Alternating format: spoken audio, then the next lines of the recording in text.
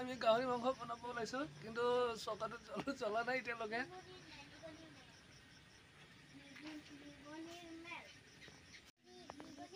এইপিনে চব বস্তু যোগাৰ হৈ আছে। এইটো মাল মানে গাহৰি মাংস আৰু দেই। এইপিনে বয়ে আমাক চকাটো জ্বলাই দি আছে বাৰু।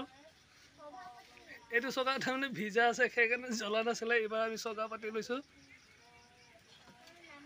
আৰু ভিডিঅ'টো সম্পূৰ্ণ চাব, লাইক কমেণ্ট জনাব। আৰু আজি 1000 ফ্ৰেণ্ড হোৱাৰ বাবে মই ধন্যবাদ দিছোঁ সকলোকে। এনেকুৱা সকলোৱে ফ্ৰেণ্ড পঠাই থাকিব আৰু মোৰ ভিডিঅ'বোৰ চাব, লাইক কমেণ্ট দিব। গাইছ এয়া দেখিছে, কি দেখিছে, এয়া আজি খানা আছে, ডগৰি খাওঁ। এয়া গাইছ এয়া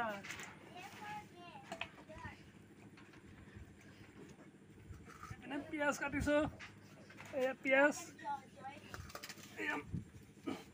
এয়া মছলা,